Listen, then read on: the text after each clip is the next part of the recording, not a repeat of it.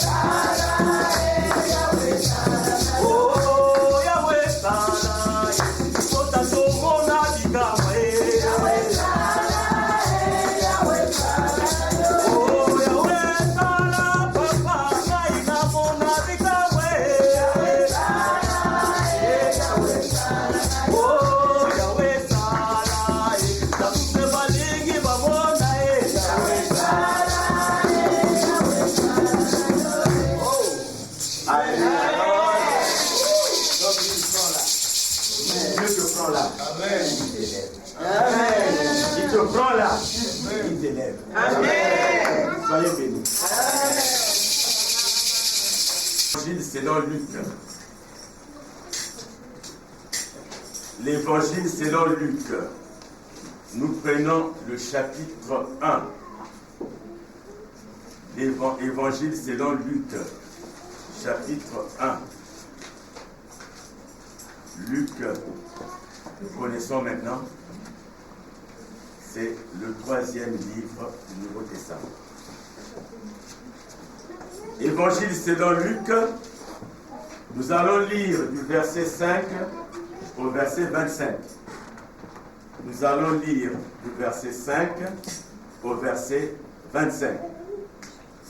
Évangile selon Luc, nous lisons du verset 5 au verset 25. Du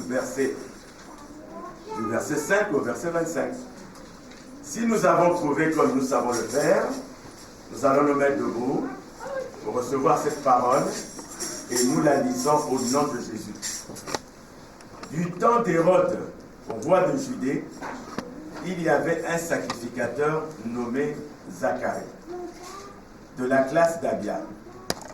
Sa femme était entre les filles d'Aaron et s'appelait Élisabeth.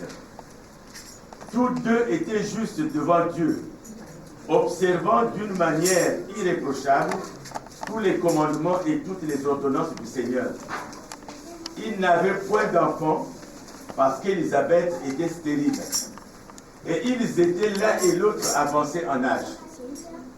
Or, pendant qu'il s'acquittait de ses fonctions devant Dieu, selon le tour de sa classe, il fut appelé par le sort, d'après la règle du sacerdoce, à entrer dans le temple du Seigneur pour offrir le parfum. Toute la multitude du peuple était dehors en prière, à l'heure du parfum.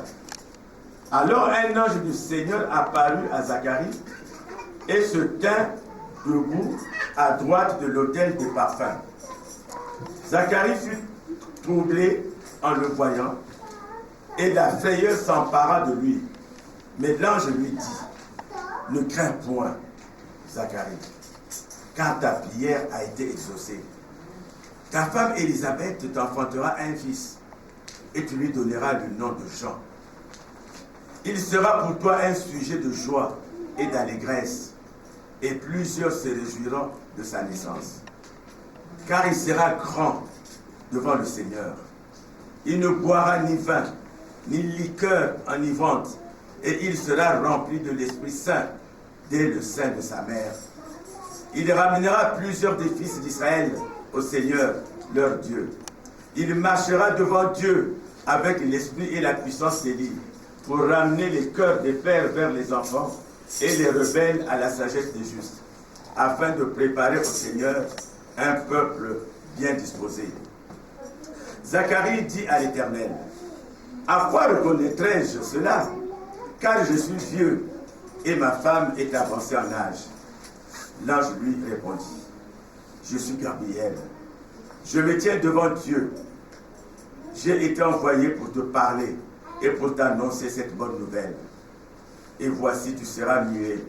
Et tu ne pourras parler jusqu'au jour où ces choses arriveront, parce que tu n'as pas cru à mes paroles, qui s'accompliront en leur temps. » Cependant, le peuple attendait Zacharie, s'étonnant de ce qu'il restait si longtemps dans le temple. Quand il sortit, il ne put leur parler, et ils comprirent qu'il avait eu une vision dans le temple. Il leur faisait des signes, et il resta muet. Lorsque ses jours de service furent écoulés, il s'en alla chez lui. Quelque temps après, Élisabeth, sa femme, devint enceinte. Elle se cacha pendant 5 mois, disant, « C'est la grâce que le Seigneur m'a faite quand il a jeté les yeux sur moi pour ôter mon opprobre parmi les hommes. Seigneur, cette parole est la tienne. Nous la voulons révéler. Nous voulons, Seigneur, que tu déverses, ô Dieu, ce que tu as prévu ce matin. Car nous avons faim et nous voulons manger. Nous ne pouvons manger que cette nourriture qui est saine. Seigneur, rends-la saine. Que tout ce qui est contraire à cette parole soit envoyé dans les deux arrives. Nous proclamons la présence du Christ, rien que sa présence, dans le nom puissant de Jésus. Amen. Amen. Amen. Asseyez-nous. Alors, le titre de notre message, c'est « Ta prière a été exaucée ». Ta prière a été exaucée. Ta prière a été exaucée. Quand nous lisons le texte, nous sommes vraiment frappés. Nous sommes frappés et bien frappés par l'exemplarité de ce couple, le couple Zacharie et Élisabeth. C'est un couple qui travaille dans l'Église. C'est un couple qui craint Dieu. C'est un couple qui aime Dieu. Mais quand vous lisez le verset 6, le verset 6 nous dit «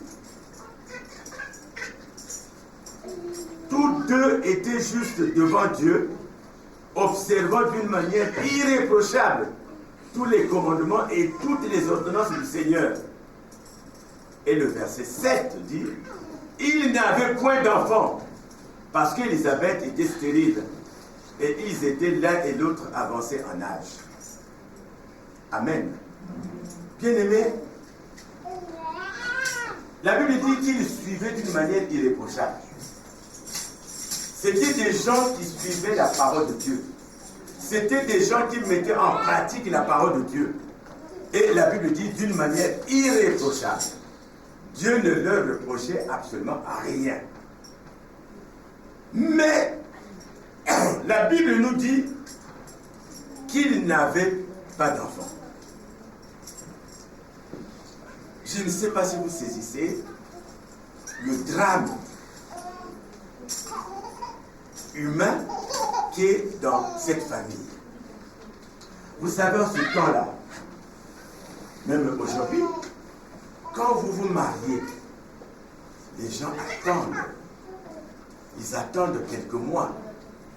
Ils attendent 1 an. Ils attendent 2 ans. Et après, ils commencent à parler. Mais qu'est-ce qui se passe? Qu'est-ce qui se passe? Pourquoi la femme n'est pas enceinte? Mais eux, ils avaient ces murmures. Eux, ils avaient ces moqueries. Mais ils étaient attachés à Dieu. Ils étaient attachés à Dieu. Ils ne s'écartaient pas de Dieu. Ils travaillaient toujours pour Dieu. Ils mettaient en pratique les commandements de Dieu. Or que, aujourd'hui, vous êtes dans une église. Vous vous donnez entièrement. Vous vous abandonnez entièrement à l'église. Vous travaillez dans l'église. Vous investissez dans l'église. Et vous avez un petit besoin. Vous voulez peut-être avoir un enfant. Vous voulez peut-être avoir un mari. Vous voulez peut-être avoir du travail. Et cela ne vient pas. Est-ce que vous tiendrez pendant longtemps? Est-ce que vous tiendrez pendant longtemps? Vous allez commencer à vous dire, mais le Dieu que je prie là aussi, il n'y a rien. J'y vais tous les jours. On me dit d'aller dans les veillées, je vais dans les veillées de prière. On me dit d'aller dans les intercessions, je vais dans les intercessions. On me dit d'aller dans les retraites, je vais dans les retraites. On me dit d'aller dans les séminaires, je vais dans les séminaires. Mais rien ne se passe dans ma vie. Alors, c'est là que l'ange du découragement arrive. L'ange du découragement va vous parler. L'ange du découragement va vous envahir. Mais pourquoi tu y vas? Pourquoi tu y vas? Tu ne vois pas que tu as fait un peu trop? Et tu vas commencer par murmurer. Tu vas commencer par te fatiguer. Tu vas commencer par te lamenter. Et tu vas terminer par ne plus être chrétien. Regardez cette période-là. On ne parlait pas de foi, mais on parlait de croyance.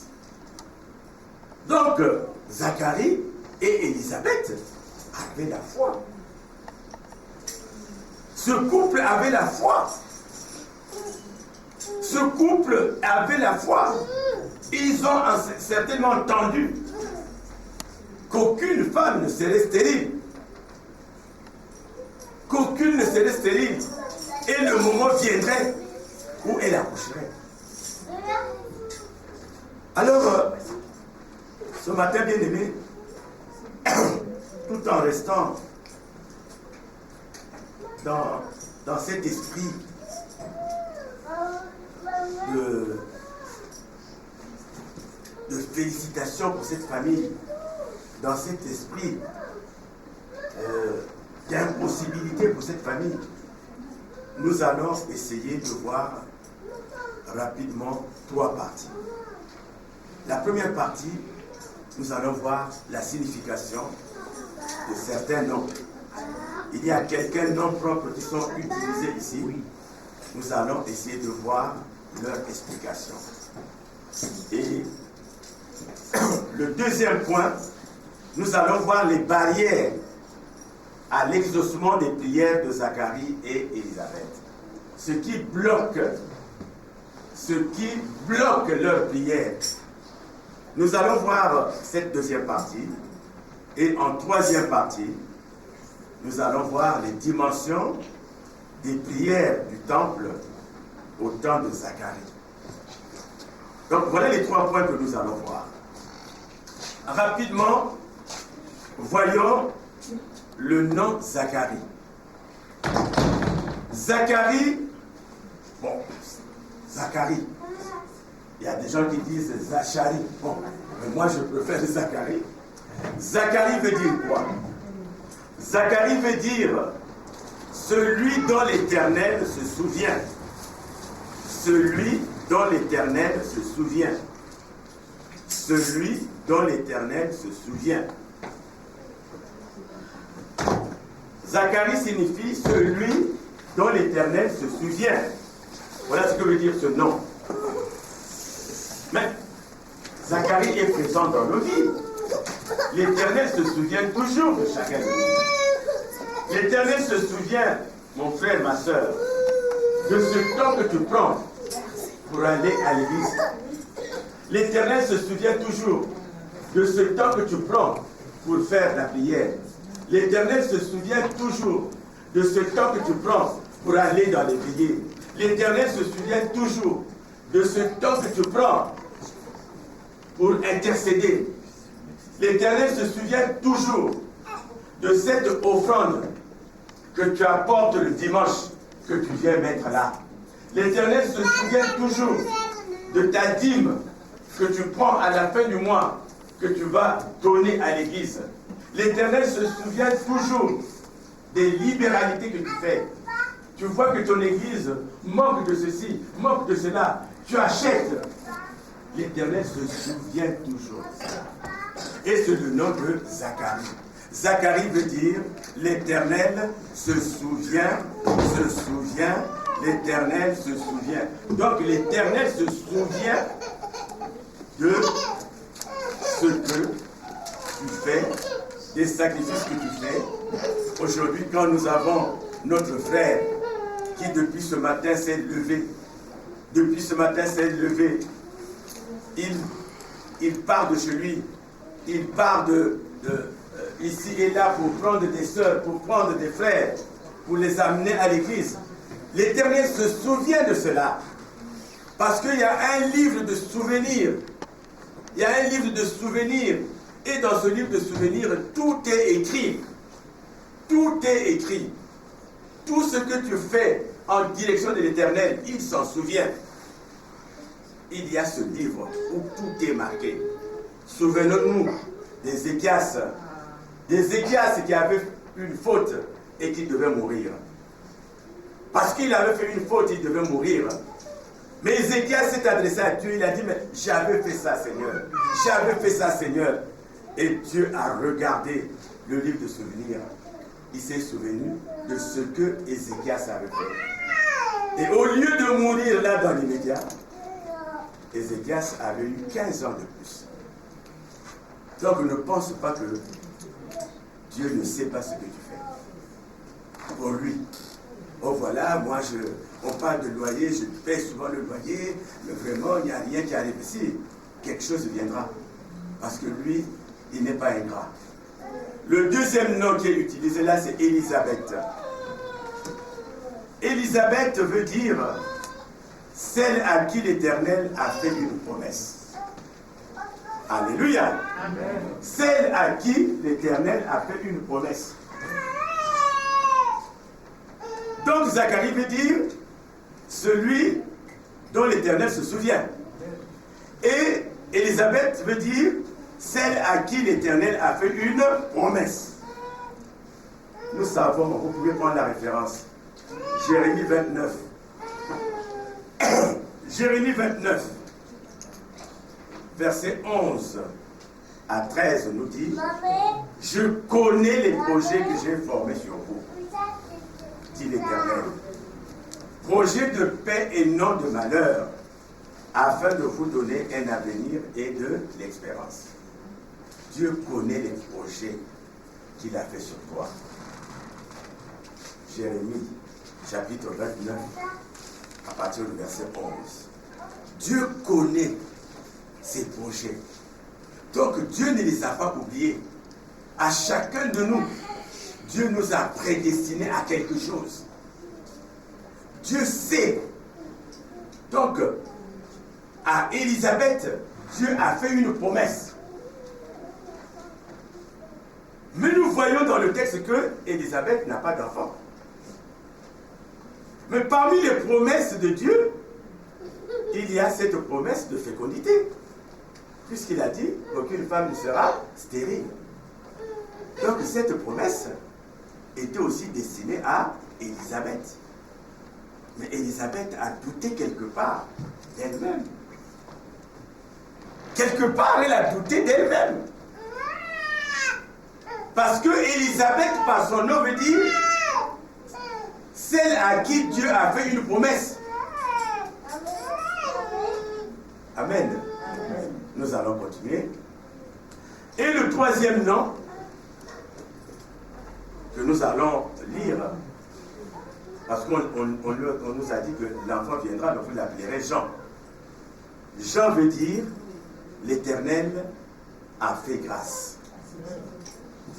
Jean veut dire l'Éternel a fait grâce. Alléluia. Amen. Nous allons reprendre ces trois noms. Nous savons que Zacharie veut dire celui dont l'Éternel se souvient. Et nous savons que Élisabeth veut dire celle à qui l'Éternel a fait une promesse. Et Jean veut dire l'Éternel a fait grâce. C'est pour cela, bien-aimé, si Dieu vous fait grâce d'avoir un enfant, ne lui donnez pas les prénoms que vous trouvez dans les feuilletons. Oh, Bobby. Ne lui donnez pas ce prénom-là. Vous n'êtes pas n'importe qui. Demandez la révélation de Dieu. Parce que le prénom que vous donnez à un enfant détermine sa destinée. Le prénom que vous donnez à un enfant détermine sa destinée. Il y en a même aujourd'hui qui appellent leurs enfants Nissan. Oh, mon fils s'appelle Nissan. Il y en a même aujourd'hui qui appellent leurs enfants, je ne sais pas, Peugeot. Vous voyez? Et vous vous dites être chrétien. Comment peux-tu appeler ton enfant Peugeot? Comment peux-tu appeler ton enfant Nissan? Comment peux-tu appeler ton enfant, je ne sais pas. Chez nous, il y avait une Chevrolet. Une marque qui n'existe plus. Oh, Bobby, Sue Hélène, il y a même, comment Gère, on ne le donne pas souvent. On ne le donne pas souvent parce qu'il paraît qu'il était méchant. Vous appelez votre fils Dallas. Oui, Dallas. Regardez ici. Quand Zacharie vient au monde, son père lui donne le nom Zacharie. Mais ça veut dire celui dont l'Éternel se souvient. Et quand Élisabeth vient au monde, ses parents lui donnent le nom d'Élisabeth. Ça veut dire celle à qui Dieu a fait une promesse. Et quand Jean vient, c'est la grâce. Alléluia. Alors, bien-aimés, ça c'est le premier point que nous devions voir. Le premier point. Aujourd'hui, cette famille qui croyait en Dieu, mais qui avait un gros problème, qui avait un handicap, ne pas avoir un enfant. Vous savez, c'est-à-dire, au fond de vous, ça ne vous dit rien. Mais en ce temps-là, tu épouses une femme et tu n'as pas d'enfant. Mais tu es nul, tu es rien. Et vous comprenez le drame de celui que nous aimons tous, Abraham. Abraham qui voudra avoir un héritier à partir d'Eliezer de Damas. Il va chercher que Eliezer de Damas, puisqu'il a grandi là, soit son héritier. Vous allez voir la détresse de Sarah, qui se dit, mais comment on va faire? Nous sommes déjà vieux, comment avoir un enfant? Sarah qui va prendre une servante, qui va donner la servante à Abraham pour que Agar puisse avoir un enfant. C'était dramatique. Mais cette famille-là, malgré ses problèmes, elle croyait toujours en Dieu. Elle travaillait toujours pour Dieu. Est-ce qu'on peut acclamer pour la famille Zacharie? Alléluia! Est-ce qu'on peut acclamer pour cette famille? Est-ce qu'on peut acclamer pour la famille Zacharie? Alléluia! Être fidèle, malgré ce que tu traverses. Tu es fidèle. Rien ne vient te perturber. Alors le deuxième point, quelles sont les barrières? Mais au fait, pendant que Zacharie croyait que Dieu n'avait pas exaucé sa prière, Dieu avait déjà exaucé sa prière. Mais c'était le moment qui n'était pas encore arrivé. Parce que Dieu agit au moment opportun. Dieu agit au moment où tout est presque terminé. Zacharie, certainement il avait des doutes. Mais qu'est-ce qui fait que leur prière ne soit pas exaucée? Il y a 4 choses que nous allons voir. La première chose, c'est la confession de la stérilité d'Élisabeth. Élisabeth confesse sa stérilité. Élisabeth est convaincue qu'elle est stérile. Zacharie est convaincu que sa femme est stérile. Bien-aimé, ne jamais confesser le mal. Ne jamais confesser l'échec. Aujourd'hui, nous voyons dans les familles des mamans qui injurient leurs enfants. Oh, tu es idiot. Oh, tu ne feras rien, toi. Moi, je ne te vois pas réussir dans ta vie. Tu es vraiment idiot. L'idiotie que vous confessez sur votre enfant, c'est cela qu'il sera. Prophétisez toujours du bien sur vos enfants. Ne jamais dire à vos enfants, toi tu te vois comme ça, est-ce que tu vas te marier? Je ne pense pas que tu puisses avoir un mari. L'enfant va porter ça. Il va porter ça. Au fait, vous êtes en train de le maudire. Vous êtes en train de maudire votre enfant. Vous êtes en train de maudire. Et l'enfant va grandir comme ça. Maman m'a dit que je n'aurais pas de mari. Tel que tu es là, je ne vois pas qui va te prendre en mariage, toi. Est-ce que toi-même tu t'es regardé quand tu avais son âge? Est-ce que toi-même tu as demandé à ta maman comment étais-tu quand tu avais l'âge de ta fille? Parce que les gens oublient ce que nous sommes.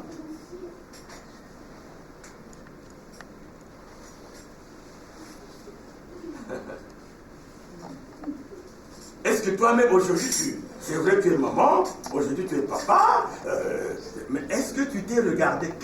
Comment étais-tu? Tu étais peut-être un grand voleur. Tu as peut-être fait souffrir tes parents. Mais c'est toi qui fais la moralité. Il faut aujourd'hui, nous chrétiens, que nous prophétisons en bien sur nos enfants. Ne jamais prophétiser le mal sur nos enfants. Toi, tu n'auras jamais de travail. Si, mon fils, tu vas travailler. Mais croyons en Dieu, prions ensemble. Tu trouveras le travail. C'est ça.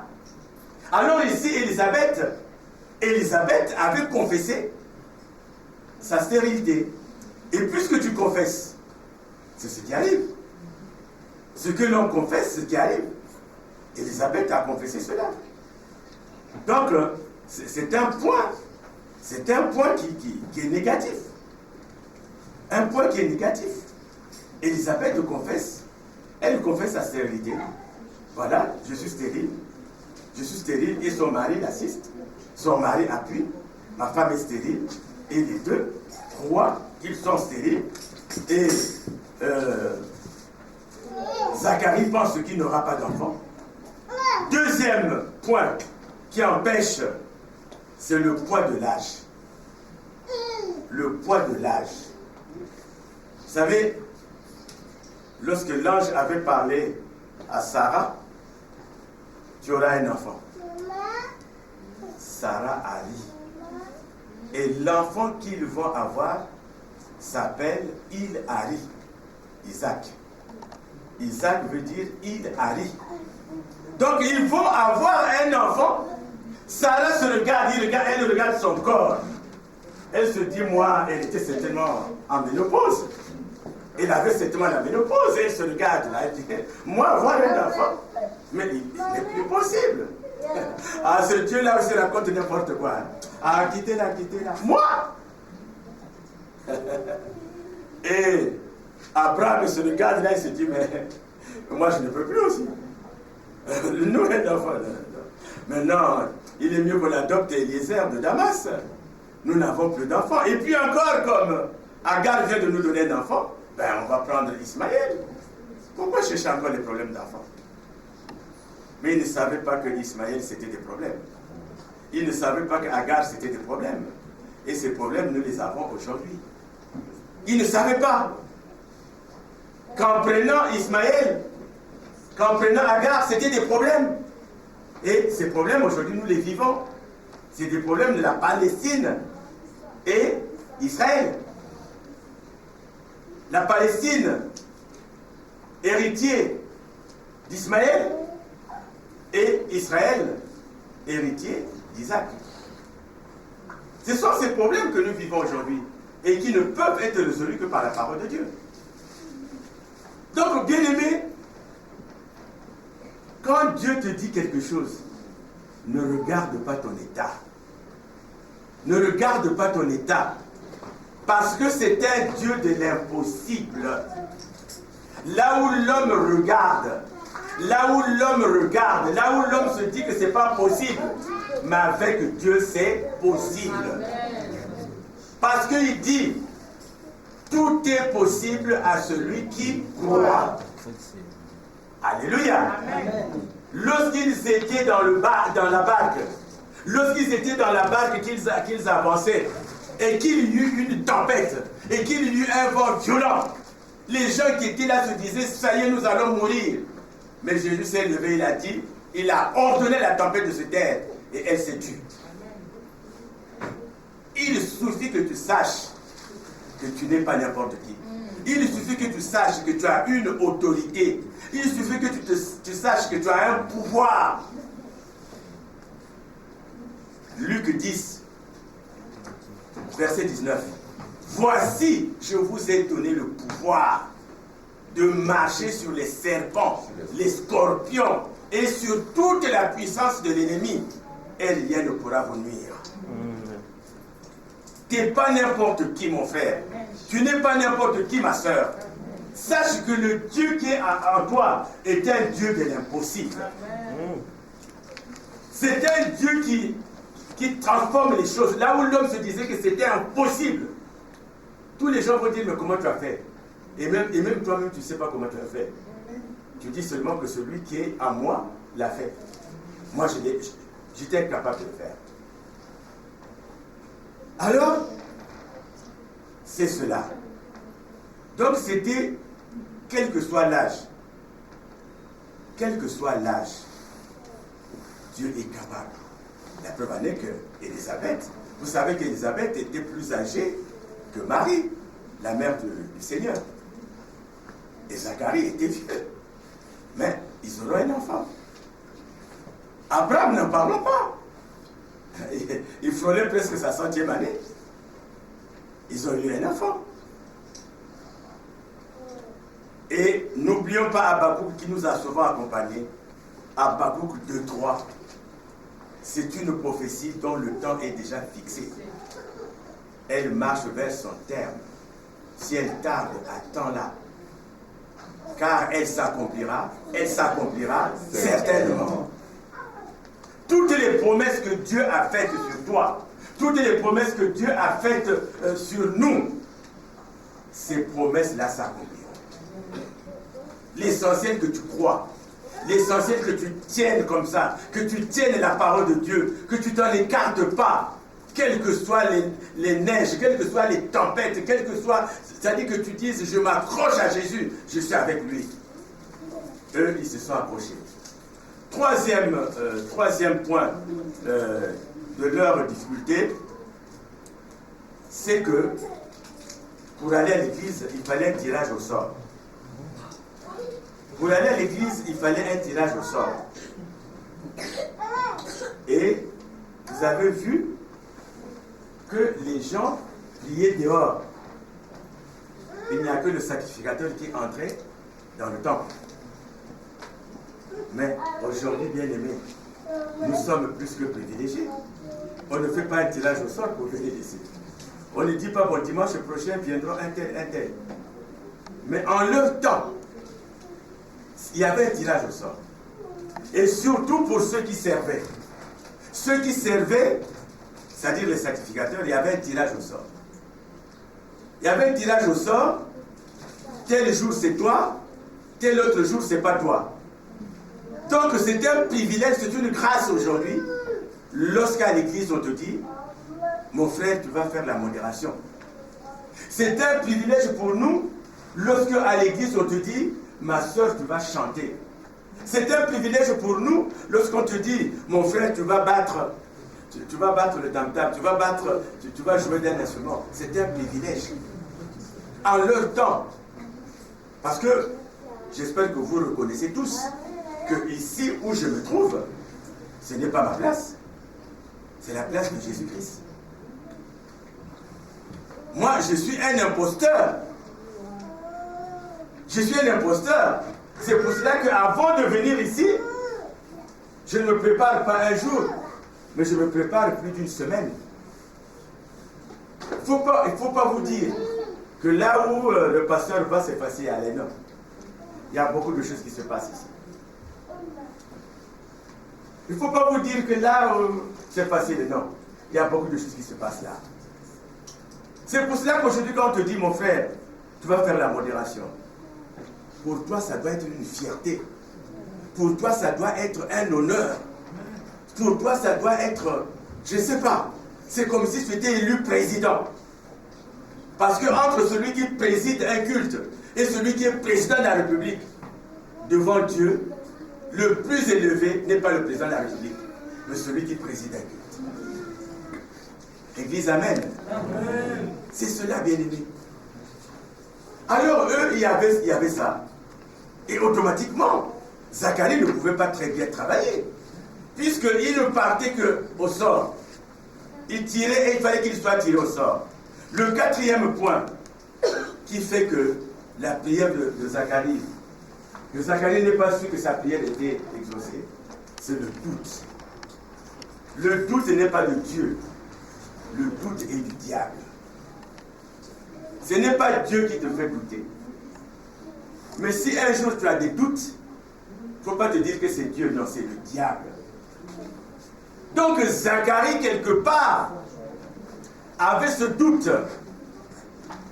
Alors Zacharie, le doute a fait que la prière de Zacharie ne puisse pas avancer. Alors rapidement, bien aimé, nous allons voir le dernier point. Les dimensions de la prière du temple. Les dimensions de la prière du temple. Ces dimensions, nous les avons déjà abordées. Il fallait passer à tour de rôle. Mais Zacharie, quand il entre dans le temple ce jour-là, est-ce que c'était pour demander encore à Dieu d'avoir un enfant? C'est quelqu'un qui aura beaucoup demandé. Donc ce jour qu'il va entrer, et il n'entre pas dans le temple en tant que lui-même. Il entre dans le temple en tant que délégué.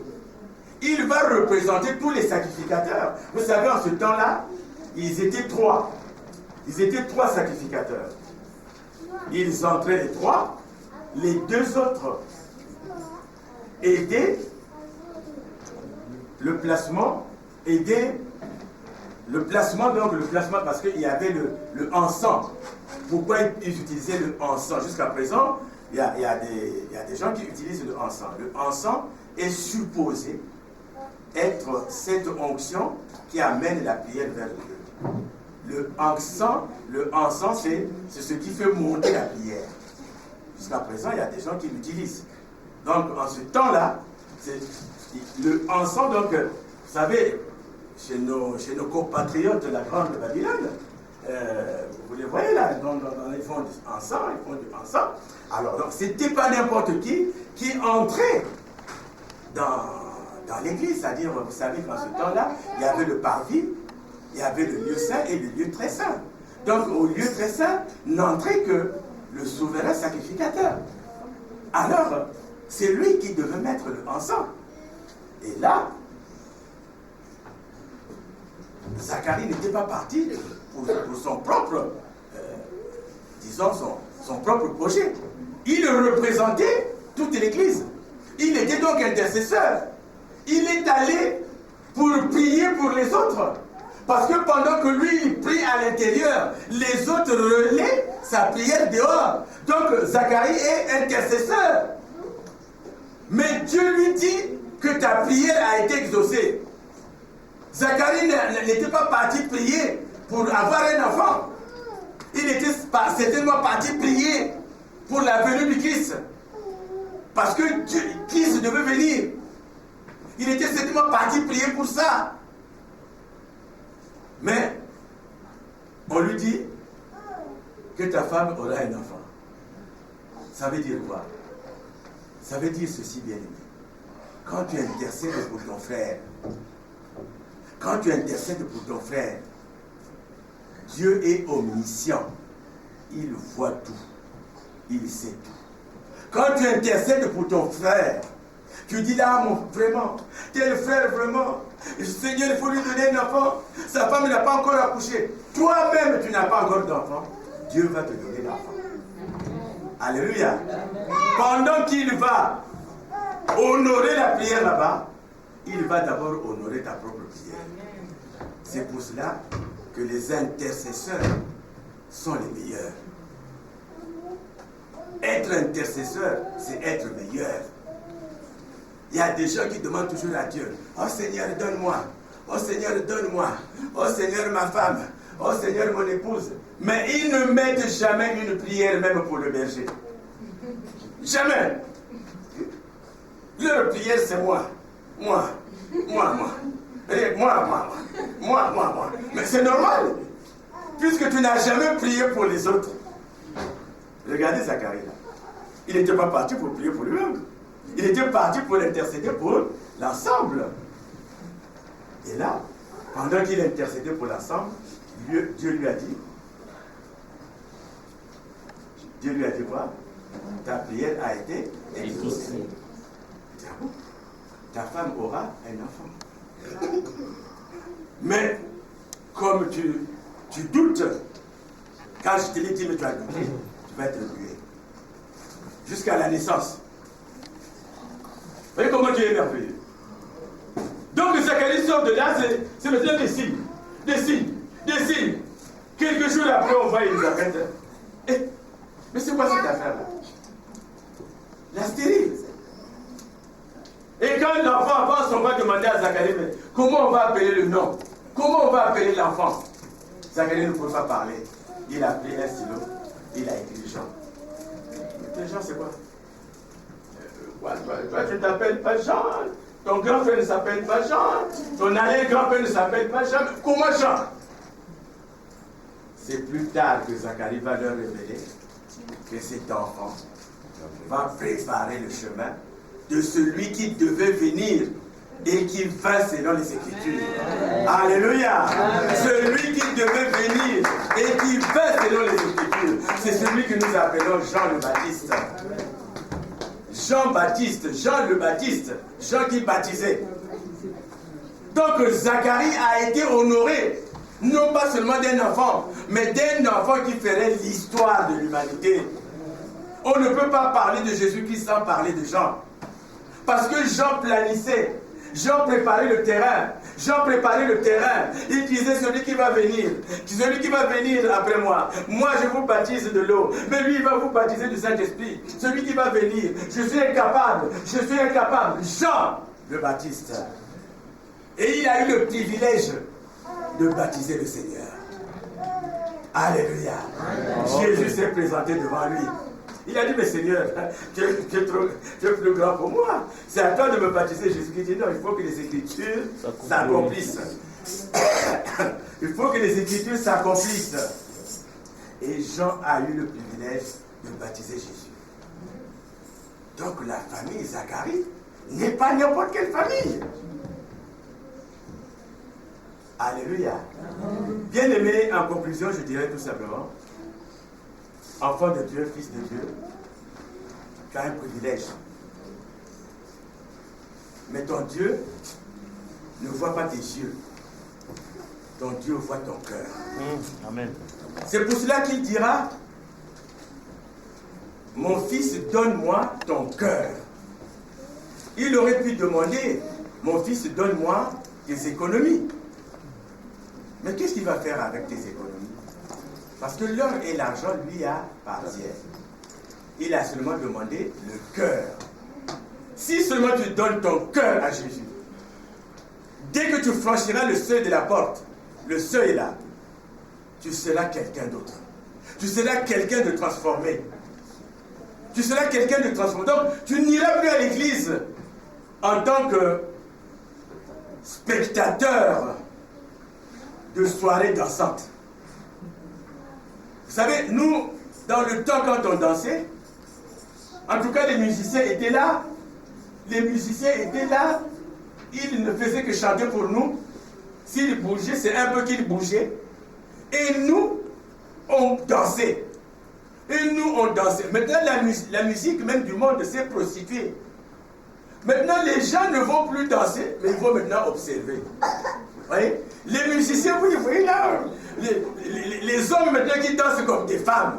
Nous, il y avait des danses, ces danses-là ne pouvaient que revenir aux femmes. Mais vous voyez les hommes aujourd'hui, c'est comme s'ils n'avaient plus de reins. Vous les voyez là comme s'ils n'avaient plus de reins. Et comme lui danse comme ça, toi qui ne peux plus rien faire, donc tu observes. Tu observes. On va maintenant, là, pour les gens qui y vont, c'est pour observer. Mais à l'église, on n'observe pas. À l'église, nous sommes des acteurs. Quand tu vas à l'église, ce n'est pas pour regarder tel frère, ce n'est pas pour regarder telle soeur, mais pour adorer ton Dieu.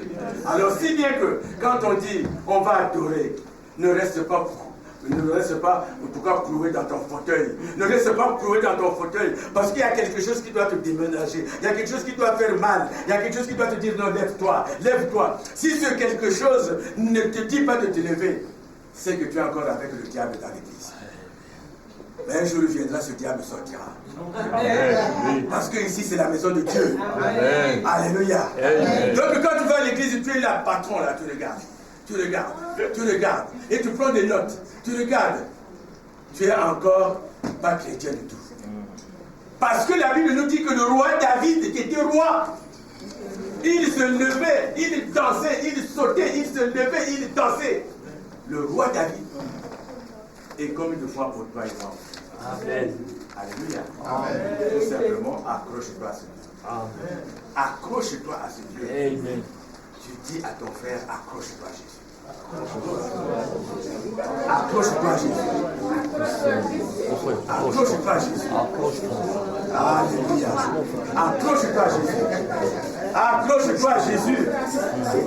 Alléluia. Alléluia. Alléluia. Accroche-toi à Jésus.